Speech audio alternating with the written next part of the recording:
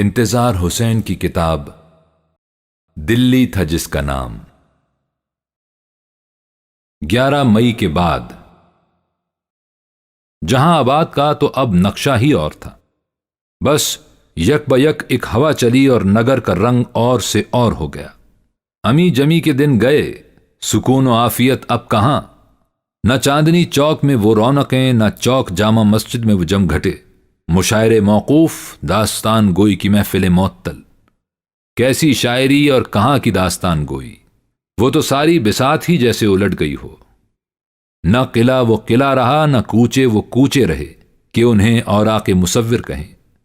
دلی کے سیلانی اور ترچھے بانکے چھیل چھبیلے سب غائب غلہ ہو گئے۔ اب اور ہی مخلوق شہر میں دندنا رہی تھی۔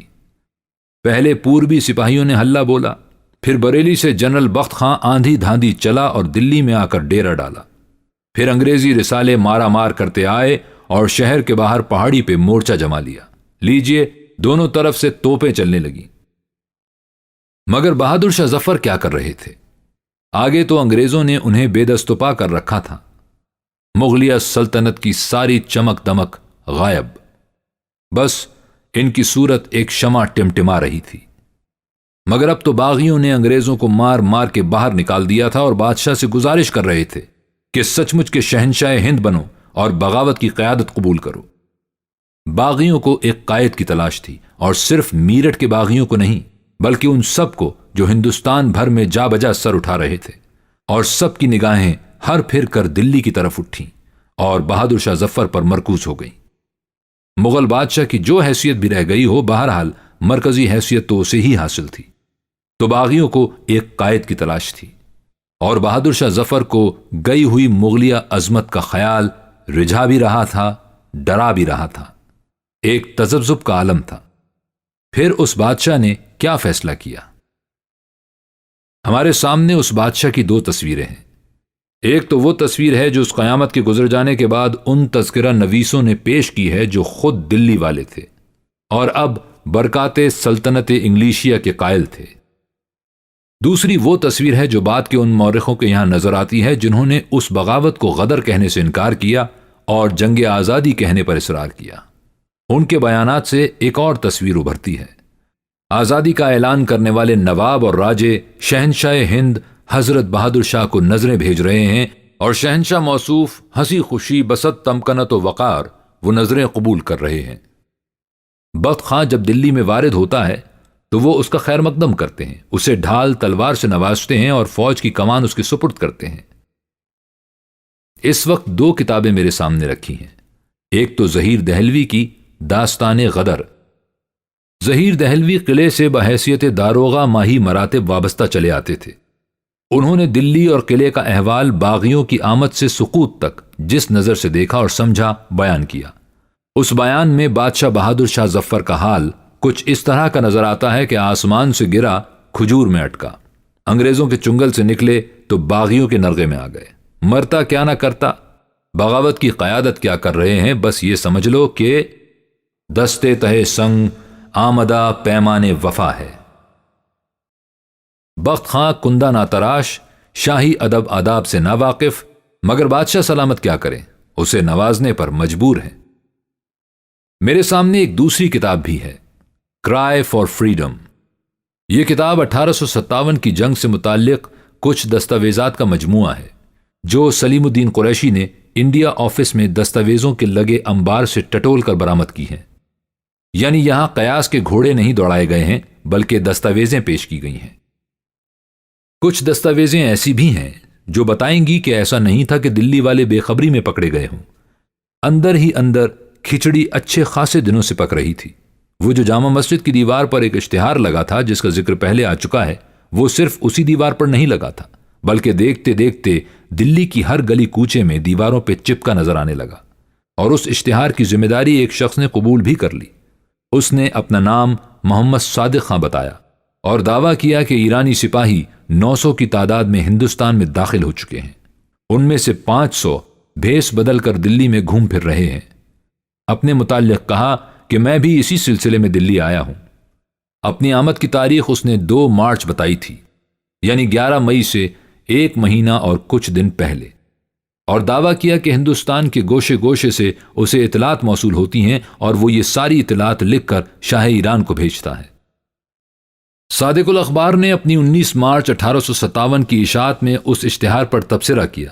کیا خوب تبصرہ تھا کہ پہلے تو اس پر تنقید کی اور محمد صادق خان کو آڑے ہاتھوں لیا کہ آخر وہ دہلی آیا ہی کیوں ہے، پھر اس بات کا مذاق اڑایا کہ شاہ ایران ہندوستان پر آ کر قبضہ کر لیں گے اور یہ سوال اٹھایا کہ کیا ہمارے ہندو اہل وطن اس بات کو پسند کریں گے، پھر ایک ٹکڑا لگایا کہ ہاں اگر شاہ ایران شاہ عباس صفوی کی مثال پر عمل کرتے ہوئے ہمارے بادشاہ سلامت کو ان کا تخت واپس دلا دیں تو ہندو اہل وطن کے لیے اس میں خوشی کا پہلو موجود ہے۔ پھر ایک اور ٹکڑا لگایا، لکھا کہ اگر ایسا ہو تو اس پر تعجب نہیں ہونا چاہیے، اس لیے کہ آخر تیمور ہی نے تو ایرانیوں کو خود مختاری کی نعمت سے نوازا تھا اور اسی احساس نے تو شاہ عباس کو ہمایوں کی مدد کرنے پر آمادہ کیا تھا۔ اس بات کو چھوڑیے کہ شاہ ایران نے ایسا کوئی قدم اٹھایا تھا یا قدم اٹھانے کا ارادہ بھی کیا تھا۔ برے صغیر کے مسلمان شروع ہی سے اسلامی ممالک کے متعلق خوش فہم رہے ہیں۔ کب کب انہوں نے ان سے مدد کی توقعات نہیں باندھی، کبھی ایران سے، کبھی افغانستان سے، کبھی ترکی سے، تو بے شک اس افواہ کی کوئی بنیاد نہ ہو، مگر اس سے محکوم مخلوق کے ارادوں کا تو پتہ چل رہا تھا، اور یہ کہ دلی والوں کے دلوں میں بھی بہت کھدبد ہو رہی تھی۔ انہیں سنگن ہو گئی تھی کہ انگریزوں سے کوئی مچیٹا ہونے والا ہے۔ آنے والے وقت سے توقعات بھی باندھ رہے تھے مگر ڈر بھی رہے تھے۔ 100 طرح کے اندیشے اور وسوسے انہیں گھیرے ہوئے تھے، بدشگونیاں، اچھے برے خواب، قیاس آرائیاں، پیشن گوئیاں، ڈھکے چھپے اشارے، اتنا کچھ ہو رہا تھا تو بہادر شاہ ظفر کیا اس سے یکسر بے خبر تھے؟ بلکہ شاہی فوج کی طرف سے جاری کردہ اعلان، جس کی دستاویز سلیم قریشی نے انڈیا آفس سے برآمد کی ہے، کچھ اور ہی کہتی ہے۔ یہ دستاویز ایک اعلان ہے دلی کی شاہی فوج کی طرف سے ہندوستانیوں کے نام۔ جب ستمبر 1857 میں انگریزوں نے لال قلعے پر قبضہ کیا تو دوسرے کاغذات کے ساتھ ایک یہ دستاویز بھی ان کے ہاتھ آئی۔ یہ بیان اردو میں تھا، اس کا ترجمہ انگریزی میں کرایا گیا اور پھر اس کا بغور مطالعہ کیا گیا۔ اس اعلان میں سمجھیے کہ بغاوت کا جواز پیش کیا گیا ہے، بتایا گیا ہے کہ انگریزوں نے کیا کیا زیادتیاں کی، کیا کیا ظلم ڈھائے جس کی وجہ سے یہ بغاوت برپا ہوئی۔ اس میں بہشتی کے خواب کا بھی ذکر ہے۔ بتایا گیا ہے کہ بہشتی کے خواب میں جو اشرفیاں ملی تھیں وہ جاگتی آنکھوں بھی اس کے تصرف میں تھیں۔ وہ انہیں لے کر بازار گیا تو واقعی اس سے پوچھ گچھ شروع ہو گئی۔ پوچھا گیا کہ یہ اشرفیاں تجھے کہاں سے ملی؟ کہا کہ بادشاہ سلامت کی عطا ہے۔ شاہی آدمی اسے پکڑ کر بادشاہ کے حضور لے گئے۔ بہادر شاہ ظفر نے اس کا حال زار دیکھا تو کہا کہ ہاں ہم نے یہ اشرفیاں اسے عطا کی تھیں، مگر اس کے بعد اس بہشتی کو روک لیا گیا۔ تخلیہ میں اس سے پوچھا گیا کہ معاملہ کیا ہے، یہ اشرفیاں تیرے پاس کہاں سے آئیں؟ بہشتی نے اپنا خواب سنایا اور ساتھ میں وہ نصیحت بھی جو بادشاہ کو کی گئی تھی۔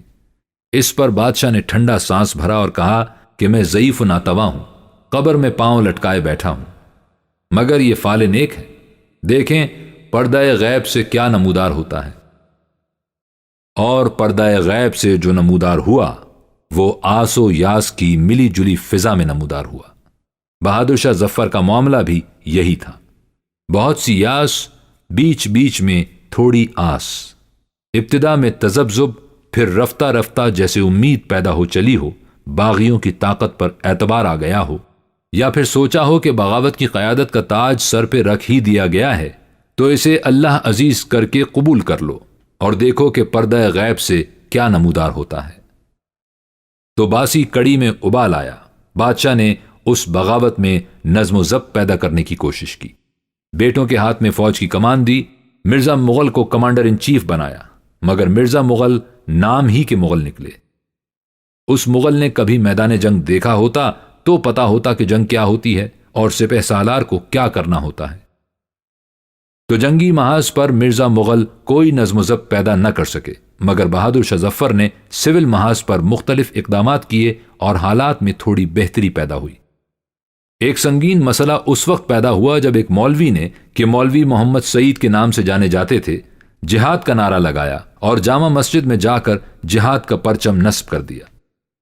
بہادر شاہ ظفر نے فوراً ہی یہ پرچم اتروا دیا اور ایک بیان جاری کیا کہ ہماری نظروں میں ہندو اور مسلمان دونوں برابر ہیں، اور پھر انہی کی کوشش سے عید قربان آنے پر یہ ہوا کہ گائے کی قربانی مطلق نہیں ہوئی، اور اب بریلی سے ایک گھڑ سوار لشکر کے ساتھ جنرل بخت خاں بھی آ پہنچا تھا۔ بخت خاں 1 جولائی کو دلی میں وارد ہوا۔ بخت خاں انگریزی فوج سے وابستہ رہا تھا۔ بریلی بریگیڈ نے، جو گھڑ سواروں کا ایک دستہ تھا، پہلی افغان جنگ میں اس کی کمان میں بہت کارہائے نمایاں انجام دیے تھے اور بہت تمغے جیتے تھے۔ شہنشاہ ظفر نے اسے تلوار اور ڈھال سے نوازا اور فوج کے معاملات کا اسے نگراں بنایا، مگر مرزا مغل جہاں کے تہاں رہے، اور اس مغل شہزادے کو یہ کب گوارا تھا کہ بریلی سے ایک روہیلا سردار آ کر اس کے کام میں مداخلت کرے۔ سو جنگی محاذ پر 2 عملی پیدا ہو گئی، اور اب یہاں بھی سازشوں کا سلسلہ شروع ہو گیا جو قلعے میں پہلے ہی سے گرم تھا۔ بہرحال اس کے آنے سے جوش کی ایک نئی لہر پیدا ہو گئی، اہل شہر میں بھی حوصلہ پیدا ہوا، اور شہر کے علماء نے اکٹھے ہو کر ایک فتویٰ جاری کیا اور لوگوں کو تلقین کی کہ اس مارکے کو جہاد جانو اور سر دھڑ کی بازی لگا دو۔ مگر ادھر انگریزی فوجوں کی طاقت میں بھی بہت اضافہ ہو چکا تھا۔ بریگیڈیئر نکلسن بھی بہت سے جنگی ساز و سامان کے ساتھ آن دھمکا تھا، یعنی فیصلہ کن مارکے کا وقت قریب آن پہنچا تھا۔ ہاں، بخت خاں تو تھا ہی، مگر اس کے ہمراہ ایک نگ اور آیا تھا۔ یہ ایک یورپی ماہر جنگ تھا۔ بغاوت سے پہلے وہ انگریزی فوج میں سارجنٹ میجر تھا اور بریلی میں تعینات تھا۔ اب بخت خاں کا ساتھی تھا اور انگریزوں کے خلاف لڑ رہا تھا۔ اس کا تفصیل سے ذکر پی جے آٹیلر نے اپنی تصنیف A Star Shall Fall میں کیا ہے۔ اس کا کہنا ہے کہ شہنشاہ ظفر نے اسے بھی ایک اہم عہدے پر مامور کیا تھا، جو بخت خاں کے عہدے سے دوسرے نمبر پر تھا۔ جب انگریزی فوج نے شہر پر یلغار کی تو کشمیری دروازے پر مارکا پڑا، اس میں وہ جان توڑ کر لڑا تھا، اور آخر کو وہ وقت آن پہنچا جس کے آثار پہلے سے نظر آنے شروع ہو گئے تھے۔ قلعے میں مسکوٹیں ہو رہی تھیں۔ حکیم احسن اللہ خاں اور مرزا الہی بخش کے بادشاہ کے سمدھی تھے، بادشاہ کو مشورے دے رہے تھے کہ جنگ کو سلام کرو اور قلعے سے نکل لو، اور انگریزوں کی طرف سے یقین دلا رہے تھے کہ جان کی اما پاؤ گے اور عزت کے ساتھ بخشے جاؤ گے، اور بالآخر وہ اپنے مشن میں کامیاب ہوئے۔ لیجئے، لال قلعے سے کوچ کا وقت آن پہنچا۔ انگریزی فوج کشمیری دروازے سے شہر میں داخل ہو چکی ہے۔ قیامت کا رن پڑا ہوا ہے، مارکا سخت ہے، خون کی ندی بہہ رہی ہے۔ جامع مسجد میں مٹھی بھر لوگ جمع تھے۔ فرنگی فوج کو مسجد کی طرف بڑھتے دیکھا تو تلواریں سونت کر نکل پڑے۔ گھمسان کا رن پڑا، یہاں سے وہاں تک لاشیں ہی لاشیں، اور اب گلیوں محلوں سے لوگ سر سے کفن باندھ کر نکل رہے ہیں۔ جس کے پاس تلوار نہیں اس نے لاٹھی سنبھالی اور نکل پڑا، جسے لاٹھی میسر نہ آئی اس نے باورچی خانے سے پھکنی لی اور چل کھڑا ہوا۔ گلی گلی لڑائی ہو رہی ہے۔ جن میں بوتا نہیں وہ گھروں کو چھوڑ کر بھاگ رہے ہیں، جو آج نہیں بھاگے وہ کل بھاگیں گے کہ فرنگیوں پر خون سوار ہے، انتقام پر تلے ہیں، نہتے ان کی زد میں ہیں، عورتیں اور بچے جان کی اما مانگتے ہیں اور نہیں پاتے۔ ایسے میں اس کے سوا کیا چارہ ہے کہ شہر سے نکل سکتے ہو تو نکل چلو۔ دلی خالی ہو رہی ہے، جہاں آباد کی بساط لپٹ رہی ہے۔ شہر کے دروازے فی الحال کھلے ہیں، خلقت کو یہ کھلی چھٹی ہے کہ نکل سکتی ہے تو نکل جائے۔ لال قلعے میں اب تری پھیلی ہوئی ہے۔ شہزادے شہزادیوں کے لیے اب یہ قلعہ جائے عافیت نہیں رہا۔ قلعے کی دیواریں کھانے کو دوڑ رہی ہیں، جس کا جدھر منہ اٹھا نکل گیا۔ اب ان کا کوئی سر دھرا نہیں ہے، جو سر دھرا تھا اس کی اپنی جان کے لالے پڑے ہیں۔ شہنشاہ ہند بہادر شاہ ظفر اب کہاں کے شہنشاہ رہ گئے۔ ملکہ زینت محل اور کمسن شہزادے جواں بخت کو ساتھ لیا اور اٹھ کھڑے ہوئے۔ نہ ہاتھی کی سواری، نہ سونے کی اماری، نہ پال کی نہ نال کی، کیسا تخت رواں اور کیسی نوبت، بس منہ چھپا کر نکل جانا ہی چاہتے ہیں۔ لال قلعہ خالی ہو رہا ہے۔ نواد پر 200 برس بعد وہ اپنے مکینوں کو پریشان و مضطرب نکلتے دیکھ رہا ہے۔ بہادر شاہ ظفر نے لال قلعے کو آخری سلام کیا۔ دم دموں میں دم نہیں، اب خیر مانگو جان کی، اے ظفر بس ہو چکی شمشیر ہندوستان کی۔ اب ان کا رخ مقبرہ جہانگیر کی طرف ہے۔ بخت خاں نے آخری بار مقبرہ ہمایوں میں جا کر بادشاہ کے حضور گزارش کی کہ ابھی کچھ نہیں گیا ہے، ایک دلی کا مورچہ ہی تو گیا ہے، سارا ہندوستان پڑا ہے، اور جا بجا مورچے جمے ہیں، ہمارے ساتھ نکل چلیے، مناسب مقام پر پہنچ کر مورچہ جماتے ہیں، سارا ہندوستان آپ کی طرف دیکھ رہا ہے۔ مگر بہادر شاہ ظفر جی چھوڑ چکے تھے، بڑھاپے کا حوالہ دے کر معذرت کر لی۔ بخت خاں ہونٹ چباتا پیر پٹختا نکلا اور اپنے لشکر کو لے کر نامعلوم سمت میں روانہ ہو گیا۔ ادھر قلعہ اپنے مکینوں کو رخصت کر کے بھائیں بھائیں کر رہا تھا۔ خانہ خالی را دیومی گیرد۔ بہادر شاہ ظفر 19 ستمبر کو قلعے سے نکلے تھے۔ 20 ستمبر کو دلی پر انگریزوں کا قبضہ ہو گیا اور جنرل ولسن بسد کرفر لال قلعے میں داخل ہوئے۔ دیوان خاص اب ان کا ہیڈ کوارٹر تھا۔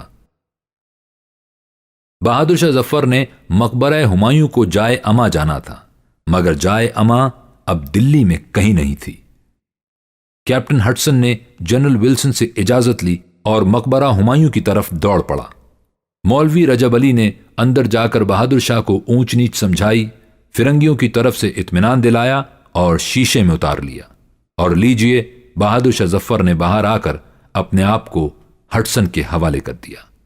زینت محل اور جمع بخت ان کے ساتھ ہیں، لیجئے پھر واپس لال قلعے کی طرف لے جائے جا رہے ہیں۔ اچھے رہے وہ مغل بچے جو اپنے پہ بھروسہ کر کے جدھر سینگ سمائے نکل گئے۔ بہت خوار ہوں گے، بہت مصیبتیں سہیں گے، مگر جان تو بچی رہے گی۔ وہ 3 بدنصیب شہزادے مرزا مغل، خضر سلطان اور مرزا ابو بکر، انہوں نے کیا سوچا تھا کہ بادشاہ سلامت کے پیچھے چل پڑے اور مقبرہ ہمایوں میں جا کر پڑاؤ ڈال دیا۔ یہی سوچا تھا کہ بادشاہ سلامت کے صدقے میں ان کی بھی جانیں بچ جائیں گی۔ اب پتا چلا کہ ان کی تو قضا انہیں وہاں کھینچ کر لے گئی تھی۔ ہڈسن کے تو سر پہ خون سوار تھا۔ بادشاہ ظفر کو تو اس نے اس لیے چھوڑ دیا کہ جنرل ولسن کی طرف سے ہدایت تھی کہ بادشاہ کو زندہ لے کر آنا ہے۔ شہزادوں کے سلسلے میں البتہ ایسی کوئی ہدایت نہیں تھی۔ ہڈسن لپک کر پھر مقبرہ ہمایوں پہنچا اور پھر مولوی رجب علی نے اپنا ہنر دکھایا۔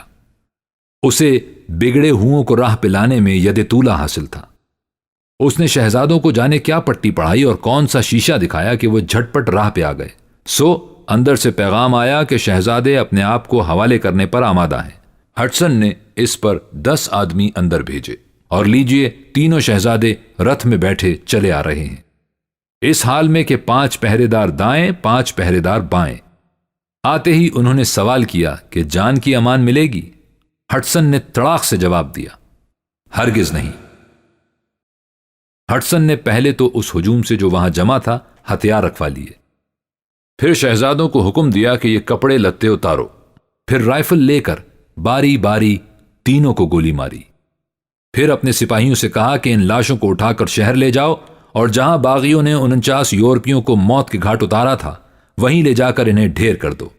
اور پھر اس نے بغلیں بجائیں کہ آج اس نے تیمور کے گھرانے کا صفایا کر دیا ہے۔ اور لیجئے بہادر شاہ ظفر ہر پھر کر لال قلعے پہنچ گئے، مگر یہ 2 دن میں کیا ماجرا ہو گیا، دنیا ہی بدل گئی۔ نہ لال قلعہ وہ لال قلعہ رہا، نہ شاہ بہادر شاہ ظفر شاہ بہادر شاہ ظفر رہے۔ زمانے نے عجب طرح سے کروٹ لی کہ قلعے میں جہاں مغل شہزادیاں شہزادے اتراتے پھرتے تھے، اب فرنگی دندنا رہے تھے۔ کتنے فرنگی افسر اپنے اپنے ٹبر کو لے کر یہاں آن دھمکے تھے اور لٹ پڑی ہوئی تھی۔ شاہی پوشاکیں، گہنے، ہیرے جواہرات، یہ سب اغیار کے لیے لوٹ کمال تھی، اور مغلیہ تخت اور شاہجہانی قلعے کا وارث اس قلعے کے ایک برباد گوشے میں مقید بیٹھا تھا۔ کس حال میں بیٹھا تھا یہ انہی سے سنیے جنہوں نے اسے ان حالوں پہنچایا تھا۔ اور کس کی مجال کہ لال قلعے میں جا کر جھانکے، اب وہاں فرنگیوں کی ریل پیل تھی، وہی معزول بادشاہ کے حال کے چشمدید گواہ بنے۔ طے یہ ہوا تھا کہ معزول بادشاہ کو جان کی اما دی جائے گی، اور یہ کہ اس کے مقام و مرتبے کا پاس لحاظ کیا جائے گا۔ پہلی شرط کو تو نبھایا گیا، مگر دوسری شرط کو پرکاہ کی اہمیت نہیں دی گئی۔ ہوگا بادشاہ، اب تو وہ فرنگیوں کا قیدی تھا۔ اس حال میں جنہوں نے دیکھا ان میں 2 ایسے چشمدید گواہ ہیں جنہیں اعتبار کا درجہ حاصل ہے، ایک رچرڈ ٹیمپل اور دوسرے لندن ٹائمز کی نامہ نگار رسل۔ رچرڈ ٹیمپل کو تو اس مقدمے کے سلسلے میں جو معزول بادشاہ پر چلنے والا تھا ملنا تھا، رسل نے اخباری نمائندے کی حیثیت سے ملاقات کی۔ پہلے رسل نے جو بیان کیا وہ سنیے۔ جہاں ہم اس وقت کھڑے تھے وہ ایک تنگ و تاریک راستہ تھا جو ایک کھلے صحن کی طرف جاتا دکھائی دے رہا تھا، اور اس سے آگے ایک کوٹھڑی تھی جو اس جگہ سے بھی زیادہ تاریک تھی۔ اس جگہ ایک نحیف و نزار بوڑھا شخص اکڑوں بیٹھا تھا، بر میں میلا کچیلا ململ کا کرتا، سر پہ چھوٹی سی ایک ٹوپی منڈی تھی، پاؤں ننگے۔ ہم غلط وقت پر آئے تھے۔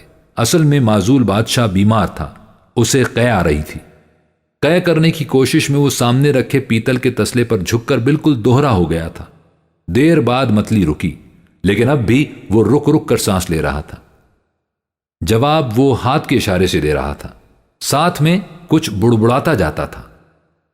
سر رچرڈ ٹیمپل نے کس حال میں دیکھا یہ بھی دیکھتے چلیے۔ مجھے معزول بادشاہ سے بھی ملنا تھا۔ عجب منظر تھا کہ وہ بوڑھا شخص اپنے ہی محل میں ایک تیرا و تار کوٹڑی میں بیٹھا تھا۔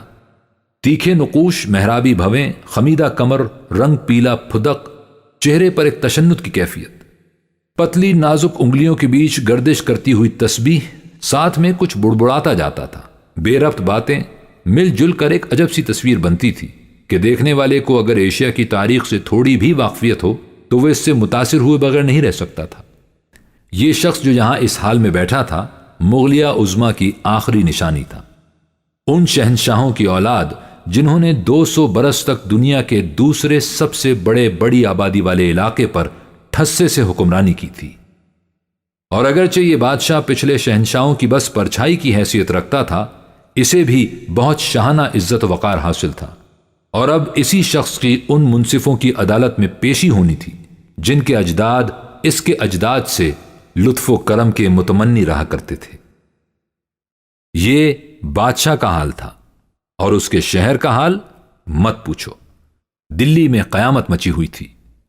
وہ مائی کے لال جو ہندوستان کو آزاد کرانے کا عزم لے کر اور مغل تخت و تاج کی بحالی کا ارادہ باندھ کر یہاں پہنچے تھے، بساط بھر مارکا آرائی کر کے تتر بتر ہو گئے۔ اب دلی کے شہری تھے اور مغلوب الغضب فرنگی تھے۔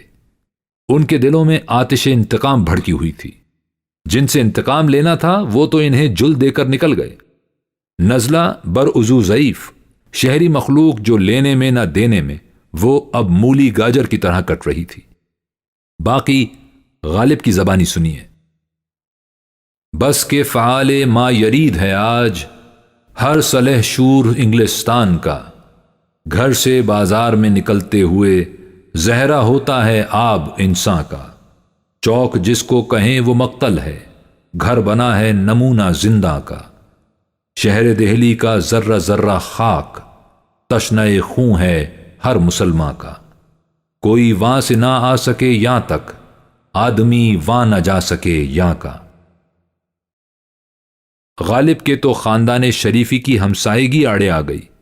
اس گھرانے کے حکیموں کا تعلق راجہ پٹیالہ سے چلا آتا تھا، اور راجہ پٹیالہ کا معاملہ انگریزوں کے ساتھ تھا۔ سو جب دلی پر فرنگیوں کا نزلہ گرا تو ریاست کے آدمی شریف منزل کی حفاظت کی خاطر کوچے بلی مارا میں آ کر بیٹھ گئے۔ یوں پورے کوچے کی جان بچ گئی، اور غالب کی تو شریف منزل کی دیوار سے دیوار ملی ہوئی تھی۔ بعد فتح راجہ کے سپاہی یہاں آ بیٹھے اور یہ کوچہ محفوظ رہا، ورنہ میں کہاں اور یہ شہر کہاں۔ خیر جان تو بچی ہوئی تھی، مگر کس طرح یہ غالب ہی سے سنیے، جو بھگتے وہ جانے۔ اپنے مکان میں بیٹھا ہوں، دروازے سے باہر نہیں نکل سکتا۔ سوار ہونا اور کہیں جانا تو بہت بڑی بات ہے، رہا یہ کہ کوئی میرے پاس آوے۔ شہر میں ہے کون؟ گھر کے گھر بے چراغ پڑے ہیں، مجرم سیاست پاتے جاتے ہیں۔ جرنیلی بندوبست 11 مئی سے آج تک، یعنی شنبہ 5 دسمبر 1857 تک بدستور ہے۔ کچھ نیک و بد کا حال معلوم نہیں، جو دم ہے غنیمت ہے۔ اس وقت تک میں مع اہل و عیال جیتا ہوں، بات گھڑی بھر کے کیا ہو۔ قلم ہاتھ میں لیے پر جی بہت لکھنے کو چاہتا ہے، مگر کچھ نہیں لکھ سکتا۔ اگر مل بیٹھنا قسمت میں ہے تو ملیں گے، ورنہ ان للہ و انا الیہ راجعون۔ مگر اس وقت تو پورے شہر کا معاملہ ان للہ و انا الیہ راجعون والا ہی تھا۔ اس رستخیز بیجا میں کتنے دنوں موت کا بازار گرم رہا۔ فرنگیوں کی آتش انتقام کتنے دنوں بھڑکتی رہی، کتنے لوگ مارے گئے، کتنے جانیں اور عزت بچا کر شہر سے نکل گئے۔ اس کے بعد سناٹا، اور بقول غالب اجڑا ہوا شہر، نہ آدمی نہ آدمزاد۔ اس اجڑے ہوئے شہر میں جب لندن ٹائمز کے رسل نے قدم رکھا تو عجب نقشہ دیکھا۔ میں نے اچانک اپنے آپ کو سنسان شہر کی تباہ و برباد سڑکوں پر پایا، جہاں ہر مکان پر توپوں یا بندوقوں کی گولیوں کے نشان یا اس قسم کے آثار تھے جیسے یہاں بہت لوٹ مار ہوئی ہے۔ اس وقت میرے تصور میں سیباسٹوپول شہر کا اس وقت کا نقشہ ابھرا جو مالاکوف کی شکست کھانے کے بعد وہاں نظر آتا تھا۔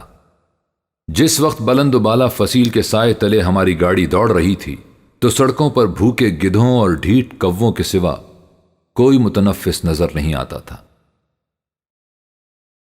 اور ہسٹری آف انڈین میوٹینی کے مصنف چارلز بال نے اس اجڑے شہر کا جو رنگ دیکھا وہ یوں بیان کیا: مغلوں کا یہ عروس البلاد کھنڈروں اور ملبے کا ڈھیر بن کر رہ گیا تھا۔